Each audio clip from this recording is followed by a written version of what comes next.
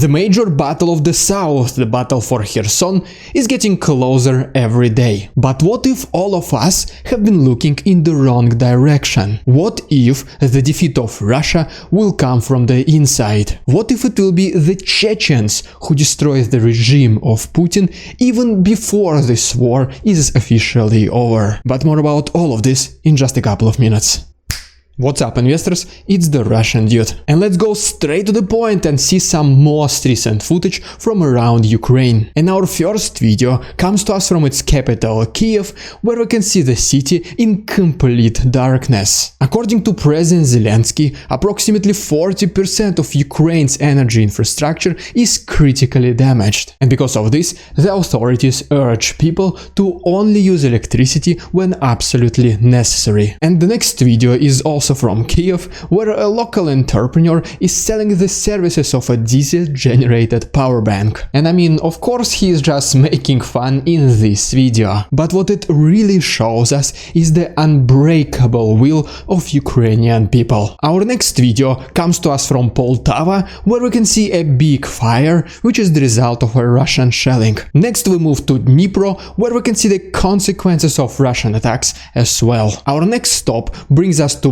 Bakhmut, and as you can see right here, Russians were attacking this city with this kind of unusual weapon. Some people say that this is a white phosphorus, while the others say that this is a thermite. So just please let me know in the comments what do you personally think it is. And then, moving even more to the south, to Volnovakha, we can see the consequences of a Ukrainian attack. And reportedly, they targeted a hotel with Chechen soldiers inside. This information will be critically important for the last segment of today's video, so for now just please keep this in mind. Alright, and now allow me to show you two more pretty unconventional videos. And the first one is from Melitopol, and while I'm going there, please consider liking this video and subscribing to my channel if you don't want to lose any of these daily updates. You can also follow me on Instagram because I'm planning to shave my beard and I'll post the results in my stories. Okay, so back to Melitopol. So in this video we can see a Russian military convoy and a Russian soldier who is trying to catch up with it, but he fails, while the vehicle does not even stop. And just as a reminder, the slogan of the Russian army of this war is that we do not abandon our own. And then the final video comes to us from a Russian Pskov. And as you can see right here, a Ukrainian partisan planted a couple explosives on Russian helicopters K-52, and then later they were destroyed. Pretty good level of security in the military airport, right? I also recently received this extremely interesting documentary where Ukrainian soldiers are being interviewed about their experience against Wagner soldiers. All of the interviews are translated, and this gives you a pretty good understanding how the things really go in Ukraine. And if you want to see the full version, please consider checking my Patreon. The proceeds will be donated to Ukraine, and you can find all these links down below. Alright, and now in just under 1 minute, allow me to very quickly update you about the situation from the east and from the north. First of all, according to the report by the Institute for the Study of War, Ukraine continued its counteroffensive operations in the northeast of Kharkov and along Svatove-Kreminna road. And in the meantime, Russians were mainly focused on Bakhmut area, but they were not able to achieve any results. And then on this map, we can see the most significant fighting in the last 24 hours. And it pretty much confirms the statements made in this report. And then, speaking about the north, according to the Ukrainian Air Force spokesman Yuri Ignat, Russia is planning to use Iranian missiles on these territories. At this very moment, it is still not yet clear from where Russians will be launching these missiles, but potentially one of the assumptions is that they will launch from the territory of Belarus, because that's pretty much where Russians were accumulating their forces in the last several months. And most likely,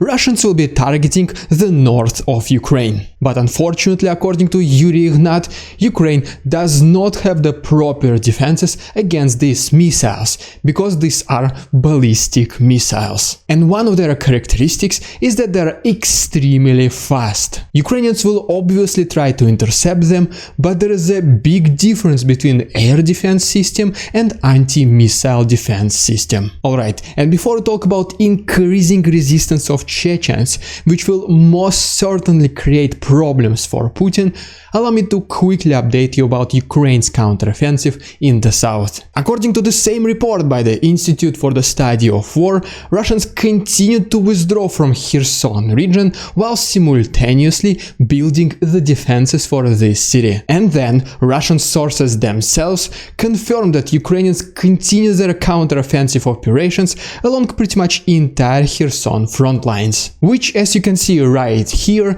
is confirmed by this map, which shows us the most significant combats in the last 24 hours. The same report also claims that Russians resumed their narrative about Ukrainians who are trying to destroy Kakhovka Dam and flood Kherson region. But as you already know, there is not a single condition under which Ukrainians will benefit from this situation. That is why the main assumption stays the same, is that in case there is an explosion, most likely this will be Russians trying to cover their retreat. In addition to that, the Russian infiltrator in Kherson, Vladimir Salda, announced extended evacuation. And we already talked about it in my previous episodes, and were mainly focusing on two regions, Holopristin and Nova Kakhovka. But today, 3 additional regions were announced. And these regions are Hornostaevka, Velika Lepticha and Verkhny Rokhachik. So as you can see, the area that Russians are potentially planning to surrender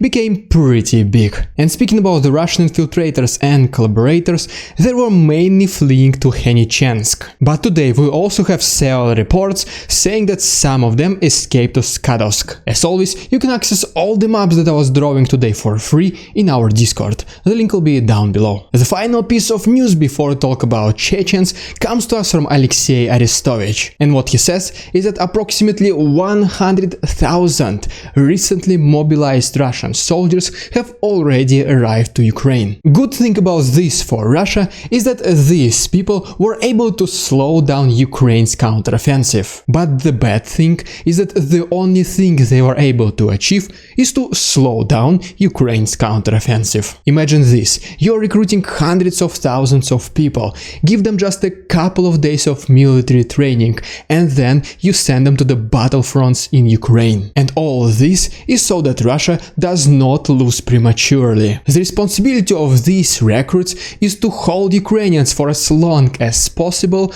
until much better trained Russians arrive. And whenever these most recent Russian conscripts realize this truth, to be honest, I don't think they'll be pretty happy with the Russian army and the leadership. And there are Chechens among these new recruits, which allows me to transition to the final segment of this episode. And please keep in mind that everything I'm about to say are just my personal assumptions based on my observations and most recent events. So, have you realized how little news we hear from Ramzan Kadyrov recently? And for example, one of the most recent ones was about even more Chechen soldiers being eliminated by Ukrainians. Pretty much we haven't heard any good news from them in a while, no achievements, mostly just the losses. And the question is, how long the people of Chechnya can take it? And if you've never heard about it, Chechens are extremely proud people,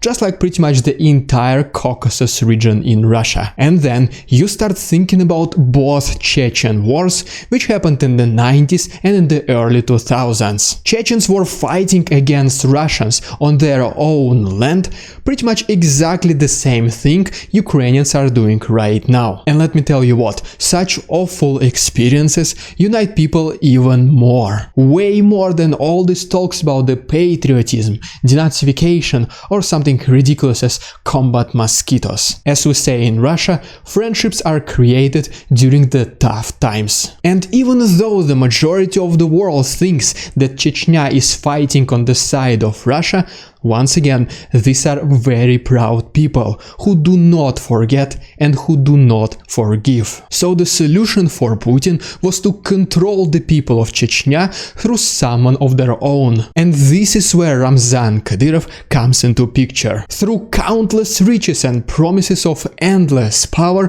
Putin literally buys Kadyrov's loyalty, along with his personal army. Or I mean, at least temporarily. But some Chechens did not put their pride and honor for sale, while the others are just waiting for the right time. And as a result, we have many cases of Chechen soldiers switching sides and fighting against Russia. It is very important to understand that the vast majority of them are not fighting as much on Ukraine's side. They mainly fight against Russia. And these are very experienced and combat-hardened veterans who gladly share their experience with Ukrainian soldiers and their knowledge on the insides of the Russian army. And as soon as there is no more Ramzan Kadyrov to control his own soldiers, the number of elite Chechen battalions will only keep growing. And that is why, when Kadyrov was talking about his retirement back in the beginning of September, this was probably one of the scariest days for Putin. Not the Kharkov counteroffensive, and not even the attacks against Crimean Bridge. Chechens simply had enough. They fought against Russians in the past, and now the very same country is asking to spill their own blood for their delusional fantasies. I mean, would you personally fight alongside your unforgiven enemy? Massive changes and events will happen when Russia will be at its lowest point. And we do have one of such events coming in the nearest future: the battle for Kherson. If you wish to support my work financially, please consider becoming my channel member. All the other useful links can be found to my right and down below. Thank you so much for your attention, товарищи, and see you tomorrow.